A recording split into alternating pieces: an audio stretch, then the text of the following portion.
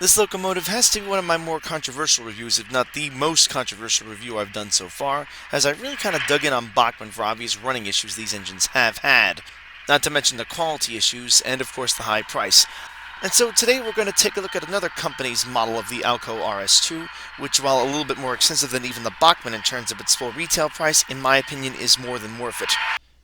And here it is. Again, this is Atlas's version of the Alco S2, and it's done in the Lehigh Valley paint scheme. It has their bulletproof drivetrain underneath the hood. I would also like to point out this is the DCC ready version, and I will be installing a Soundtrack Tsunami 2 decoder in it for the purposes of this review to make it as similar to the Bachmann as possible.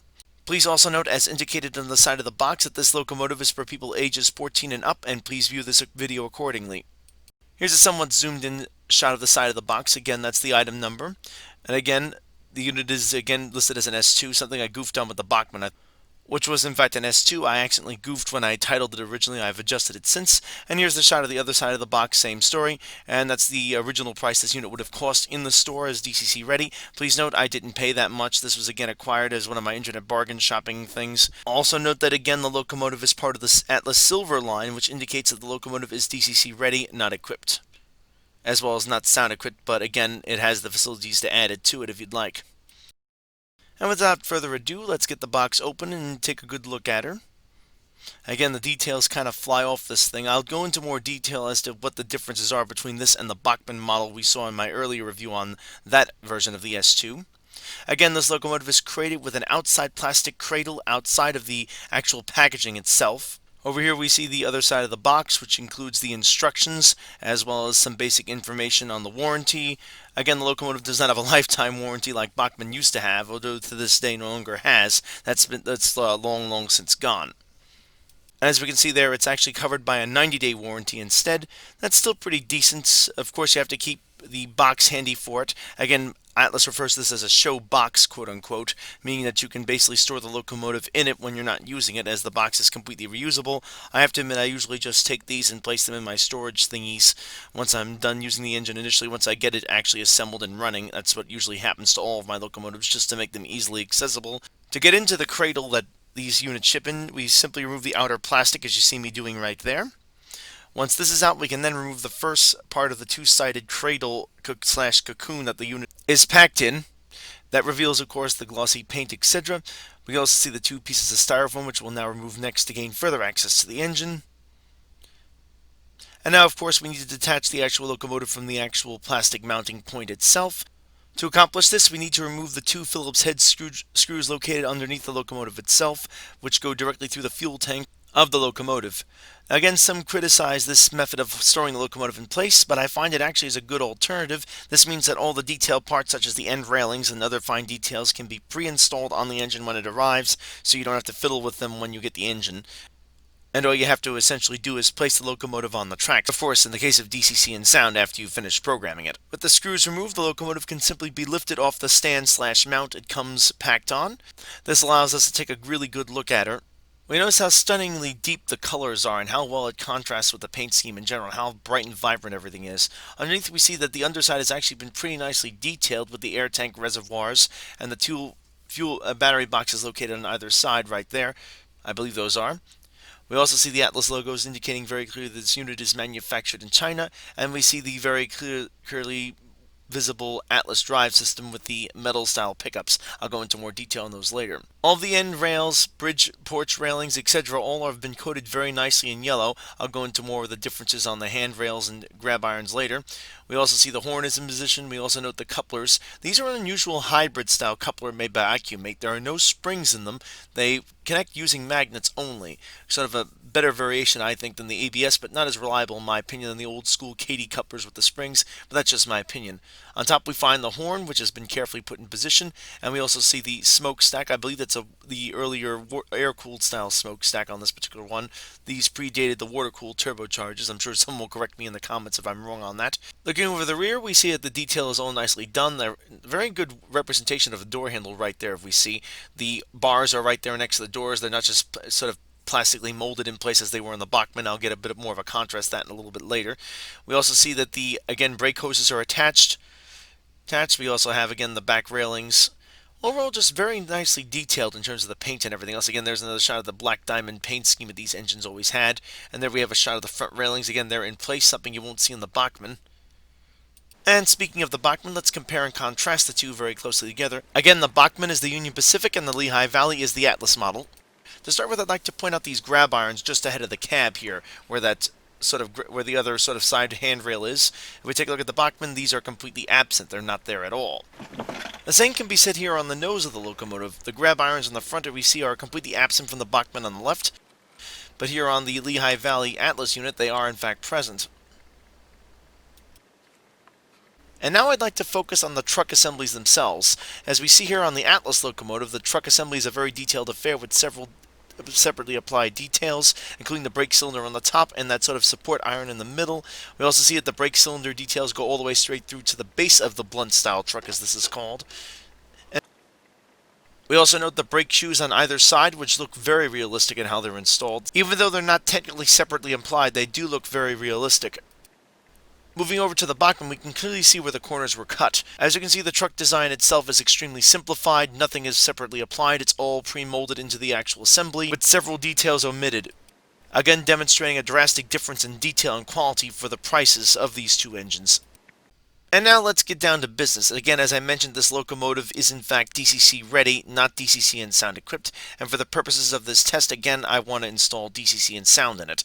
Unfortunately, I didn't realize that I didn't in fact need to remove the couplers to gain access. This locomotive has a bit of a different approach to getting things apart to the Alco RS1 model that Atlas produces, rather than to the rest of the line. To get in, we first take a plastic sponger and push back this tab, located on the underside of the long hood of the locomotive. This then allows us to gently pull the hood assembly up. Please be careful when doing this, as you can easily damage the horn, which is located right underneath the cab, as seen right there. Also, please note and ensure that all of the railings that attach from the long hood to the cab have been successfully separated, as they will be affected when you lift the hood on the engine. Next, with the hood successfully dislodged, we will carefully pry the cab up using a plastic sponger. Again, be careful not to damage the plastic. I strongly recommend a plastic sponger, not a screwdriver at this point. Also, please be sure to disconnect the railing sides that connect to the back of the cab, as these will be affected when you remove the cab itself. And the headlight assembly in the cab, which is still linked to the rest of the chassis via two wires, so be careful not to strain those, as they can be ripped off very easily. With the cab successfully removed, we can now take a look at the internals of this locomotive, and as we can see, it is cramped in there. There is an 8-pin socket located toward the front of the board, and of course we have the 21-pinner, which doesn't look immediately apparent until we look very closely at one of the flywheel assemblies, as we'll see here. And yes, unfortunately, that is where the decoder literally needs to be installed. And I'm going to go ahead and try to get it in there right now. And again, I'm using a Tsunami 2, as I mentioned before, as befitting the sound effects to make it sound similar to what the Bachmann is. As it turns out, well, as tricky as this part of the install would be, it was nowhere near as challenging as the speaker, which I will get into later. To put the sound decoder in place, we need to first unclip the board very carefully. Once the clips are successfully unclipped, we can carefully lift the actual board itself up to gain better access to install the actual decoder itself. With the access space now gained, we can carefully install the decoder, again upside down. Pardon the rotten camera angles here, but there was just no other way of working with this, as this is a very awkward install to do. Again, make sure the decoder itself has the socket facing down in this case. Again, the pins will protrude through the actual back of the decoder into the socket. You do not want to have the black end, which is the socket itself, facing up toward the pins. Again, while this is probably the most challenging 21-pin decoder itself install I've ever done, the speaker install would be much more challenging. As you can see in this next shot, I actually had to go back in with my sponger and carefully push the decoder back up into place so that all the pins were very firmly seated. The one thing I don't like about this install is that it's physically hanging by the socket itself on the decoder. If this ever fails, the decoder will itself fall right into the flywheel, which is not a good thing. Next, we'll deal with what became the real Achilles heel of this project, and that was installing the speaker. As you see, I have that Scale-like Industries speaker there. That's their model SP 1635. Installing it, you might say, left me, well, baffled. Get the joke? Baffled? Speaker baffled? Get it? This is usually my go-to speaker for these Atlas locomotives that have the option of having sound from the factory. Unfortunately, this locomotive is an exception to the rules. The speaker box is skinnier as well as shorter in length, so it required a lot of creative modifications. To start, I removed both screws from the speaker box assembly itself to pull the whole speaker box and speaker cradle assembly as well as the spacer out. I also, needless to say, removed the headlight by simply removing it along with the tape. I essentially just left it on the side there out of the way so I wouldn't damage it and so I could make it easier for me to reattach it once I was all done. I initially contemplated just mounting the speaker directly to the chassis like this, but I figured this wasn't such a great idea as there'd be no way to, well, baffle the sound on this, and considering that Soundtrack's decoders are not known for their volume, I figured this was not a good idea to omit. And so in the end, I resorted to putting the original Baffle lower assembly back into position, and after a few failed attempts working with a few other speakers I had laying around, I decided to go with the scale-like speaker as it actually fit the Baffle perfectly, or at least close to perfectly, as we'll soon see. Next, I stripped, tinned, and soldered 2 wires to the speaker itself. To make it easy to figure out exactly what the length would be to hook the connections up, I kept them at full length. These wires came from a speaker install kit I never used. Next, I carefully test fitted the speaker to make sure the dimensions were at least roughly correct, and as it turns out, they were pretty close. Although, again, not perfect, there wasn't very much I could do with it at this point. I wasn't aware of any speakers that would fit this assembly perfect that I could get access to. Next, I had to find a way of actually attaching the speaker to what was left of the speaker baffle assembly, and I came up with a simple solution, and that was to glue it down. I used some super Gorilla Glue here. I carefully applied it very sparingly to the outside of the actual speaker baffle assembly, and particularly on the back. I wasn't looking to get this attached permanently, I just wanted it to hold in place so it wouldn't flop around, as I knew that getting too much glue on here would actually destroy the speaker. I then placed the speaker on top of the actual assembly to go ahead and check the dimensions again for the fit, being very careful not to smudge the glue onto the speaker head itself. This took a while to get everything to fit just right. And with everything roughly in place, I decided then at this point to just leave it alone for a few hours before I would come back to it to ensure the glue had set, so I could proceed with actually test fitting it inside the locomotive itself once again to make sure the dimensions were maintained and the whole plan would work. And after the previously mentioned amount of time had lapsed, I came back to it and found that the speaker had in fact attached itself pretty well, although there was a gap on the side as we can see right there.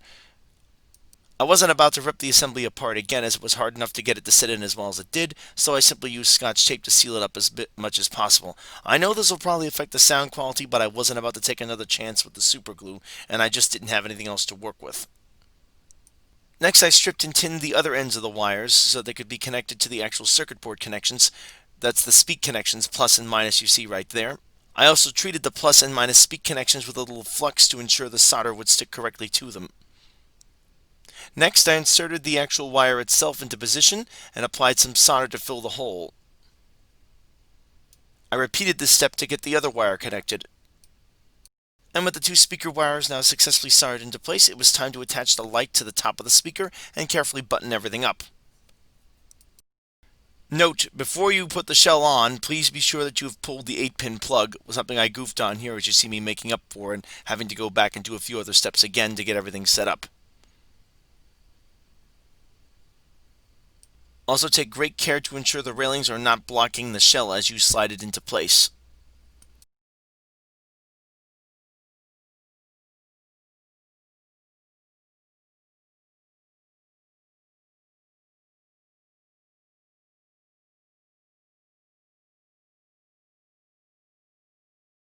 And here's the finished product. While it may not be perfect, she'll do just fine for the little test I had planned. Again, there's that annoying 8-pin plug. Please don't forget to remove that as you will wind up with a huge headache. And so after I confirmed that the decoder was programmed to the proper 539 turbocharged prime mover, and I had programmed the locomotive to its cab number so I could address it by my DCC system, it was time to take this baby out for a spin to see what she could do.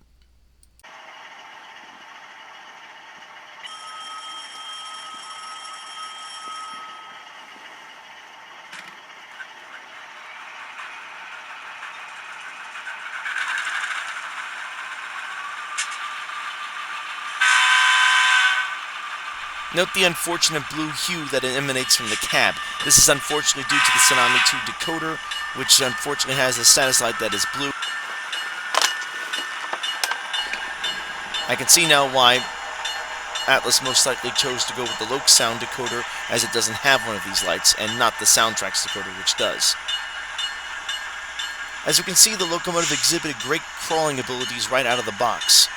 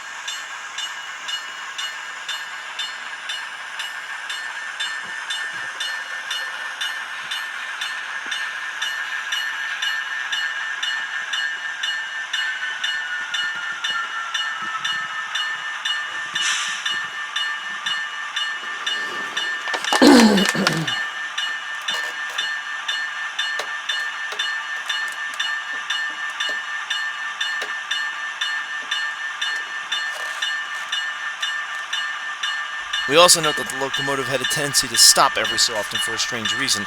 As we can see, this was clearly not a power pickup issue, as the rather infamous blue LED status light continued to glow inside the cab at all times. And while I'm very pleased with the amount of volume the sound system generated in this recording, I must say that as I was operating it, I could barely hear it.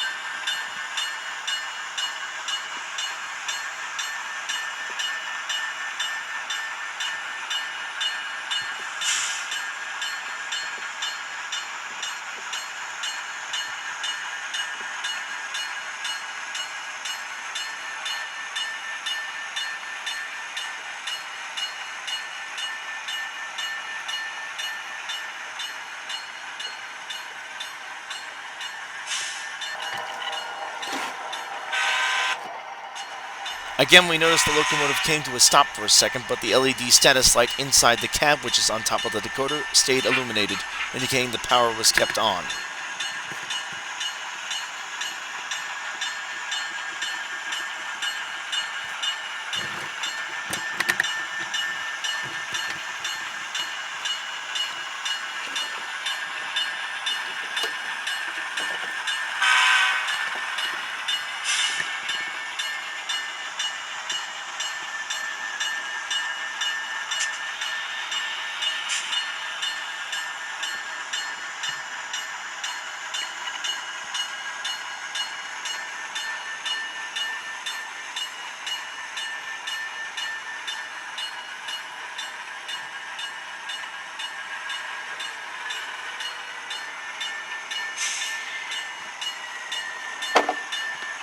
Again, the locomotive made it through most of the switches without much of an issue. Again, there was that weird stutter where the decoder remained powered, but for some reason or other decided to stop putting power out to the locomotive. Very strange, as if the decoder itself somehow rebooted itself.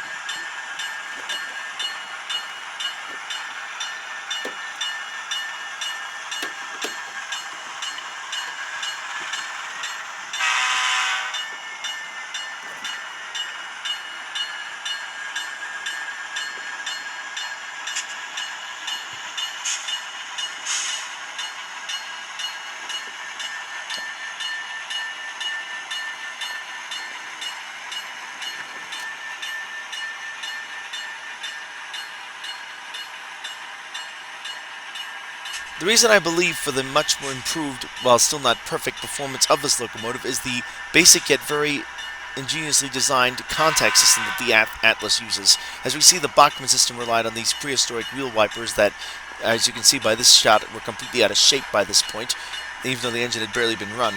The Atlas locomotive doesn't have this problem, as the wheel wiper assembly actually doubles as a wheel bearing assembly, sitting right over the axle tops. I've yet to have a single problem with this particular pickup system, other than having to clean it. Also, I can tell you in clear conscience, I have never had an Atlas wheel set fail on me ever in all the years I've owned the Atlas locomotives. In sharp contrast to the Bachmann wheel sets on the S2 we saw before, these tend to fail constantly as the white nylon/plastic gears tend to crack, causing a crunching and or eventually making the locomotive completely inoperative until the gears and or wheel sets are replaced.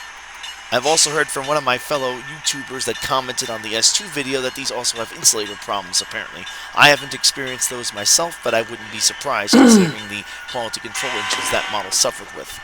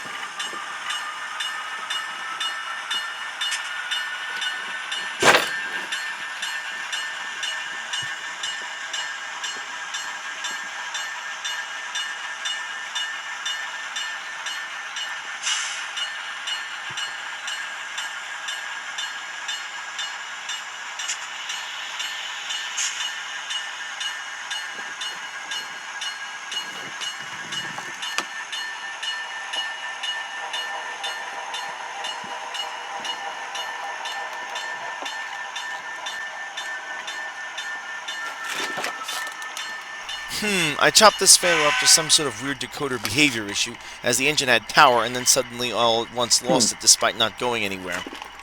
But even so, that was one or two minor stutters, compared to the Bachmann stalling on nearly all of my switch points on my layout.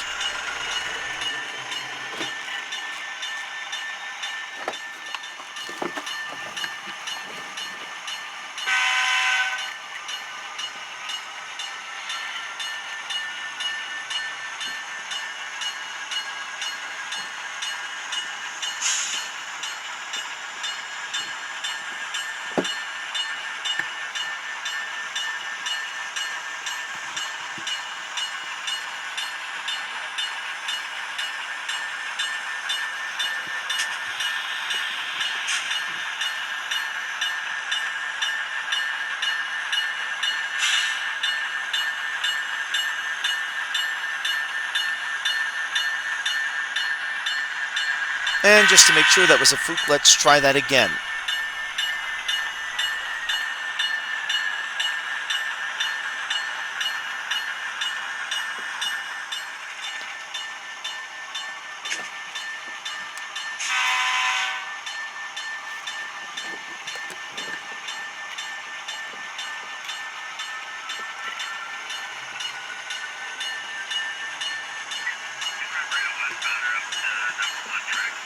Yep, as we can see, no trouble at all.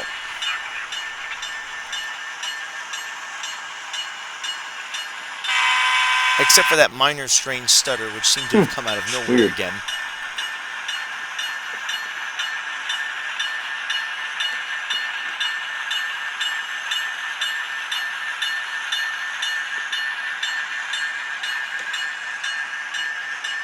Anyway, that'll do it for the switching portion. Let's go ahead and give her some mainline running and see what she can do.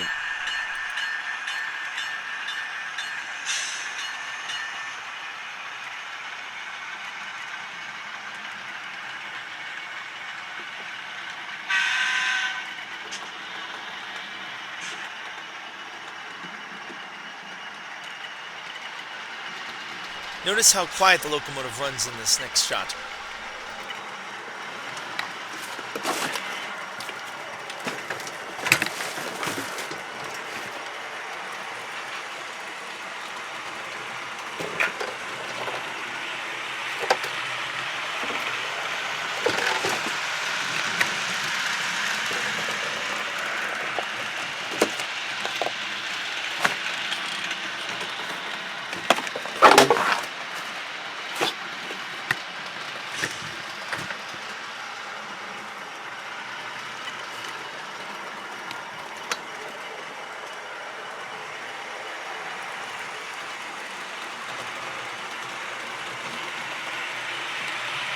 And as we can see, again in sharp contrast to the Bachmann S2, the Atlas S2 has no trouble running smoothly at speed without any excessive noise.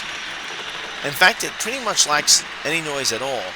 The scale speed, I must say, was a bit on the high side for a switcher, but that can of course be adjusted with the settings, and to be perfectly fair, again, the decoder installed on this particular locomotive was just a factory decoder that wasn't specifically designed for this particular model.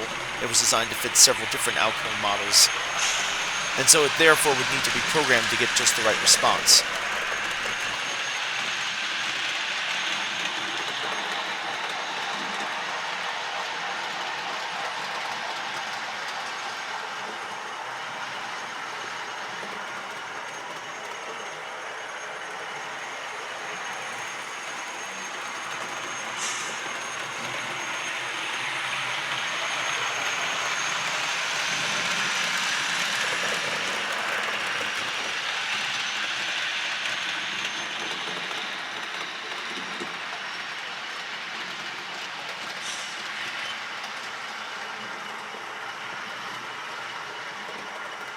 And now let's try something a little different for a change and run this S2 up my mountain. But first I'll need to get some trains out of the way, as I'll need to put the train on the third track to access the entry point for the mountain. Or I could use the second point, but to be honest, the third track is always my preferred entrance, especially to test the turning ability of these engines.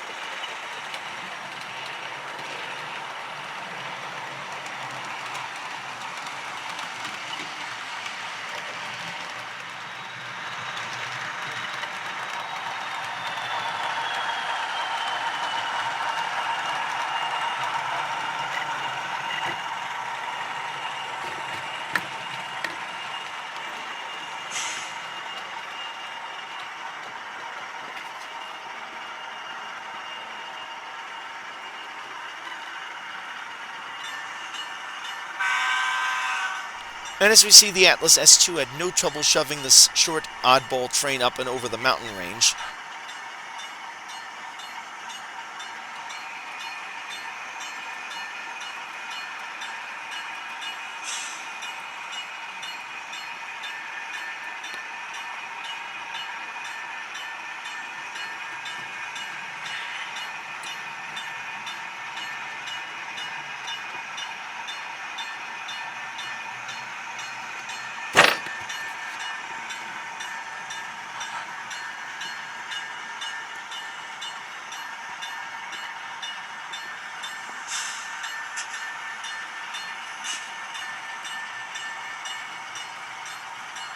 Although I would run into problems coming down the other side, as we'll see in a little bit.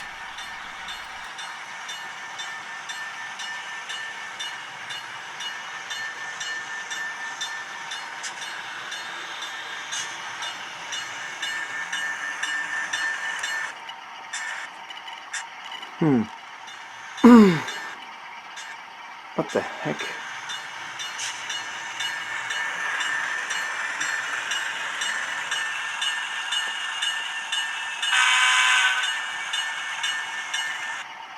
Well, I initially thought the tracks were just dirty, as it turns out it was much more serious. These tracks are brass, mind you, and of course they're joined with nickel-silver rail joiners. At the time my father and I built this section, actually my father did this whole section by himself, he had combined brass tracks at the time, which we had bought for the whole layout. We had bought in bulk and bought quite a few. Unfortunately, the brass flex tracks, which is what was used here, were mated with nickel-silver rail joiners. And as we all know about electrolysis, this tends to cause a lot of corrosion and or express dirt to pile up. Again, the wheels on this locomotive, much like the rest of my trains, are in fact nickel-silver. The end result of this section of track is I used to have to clean it every single time I ran a train over it. If you're wondering why I use the past tense, yep, there's a reason for that, and you guessed it. After having so much trouble with this section, I actually stopped at the strange hour of the night this occurred, and actually tore that whole section out and rebuilt it. I'll do a video on this if anyone's interested, although I'll probably cover it in a layout update video. I'd been planning to do this for a while, but this night just pushed me over the edge. I was kind of frustrated with all the minor bugs I had with the engine. I was proud of my accomplishment, but just little things like that tend to really get me annoyed, and I tend to like to go at them with like a bull in a china shop, if I'm honest. And now we come to that part of the review where I discuss the rather important subject of the price. Well, hang on to your brake wheels, because again, the prices aren't exactly going down. The original retail price of the DCC and sound equipped unit was supposed to be $260, which, considering the performance relative to the Bachmann being much better, and the fact that the Bachmann unit with DCC and sound retailed for $240, the greater and much more enhanced detailing, etc., was reasonable. But now, unfortunately, that price has ballooned all the way up to $285. Ouch! Or $284.95 if you want to be precise. The reason being is they're selling out like crazy for Atlas, and Atlas can't keep them in stock. Then the DCC Ready model, as you saw, originally was hovering somewhere around $150. Well, that's now skyrocketed up all the way to $175. Again, this unit was acquired essentially brand new from a collector online. I got it for well under the $130 price, which apparently is about the average price you can expect to pay for a DCC Ready model off the shelf at a hobby shop, and I have seen them brand new on eBay from hobby shops at around $220 some odd for the DCC and sound equipped version. Now, in terms of what I think of this locomotive in general, and do I think it's worthwhile buying, I say a resounding yes. It has a much more refined drivetrain than the Bachmann. It has much more in the way of details than the Bachmann. It's built to a higher quality standard than the Bachmann. It has a better electrical system than the Bachmann, as well as a much more reliable way of picking up power from the tracks thanks to the Atlas pickup shoes which this engine has. It basically outclasses the Bachmann in every possible manner. So yes, you're going to pay a premium, but that is more than justified. This engine just outclasses it in every possible way, shape, and form. And yes, while one could buy a Bachmann S2 online for as little as $39, one also has to remember that keeping the Bachmann going is going to take a lot more work. The Bachmann's cheaper components are going to fail much more frequently and cause many more headaches. And if the warranty is gone, which if it's used it most likely is, you're going to be spending a lot of money out of pocket to keep it going. Bottom line, as they say, you get what you pay for, and with the Atlas locomotive you get quite a bit, even if the price is noticeably higher than the Bachmann. And that's going to do it for this video, folks. If you liked it, go ahead and give it a thumbs up. If not, give it a thumbs down. Thank you for watching, and again, don't forget to subscribe, and as always, keep the metal side down.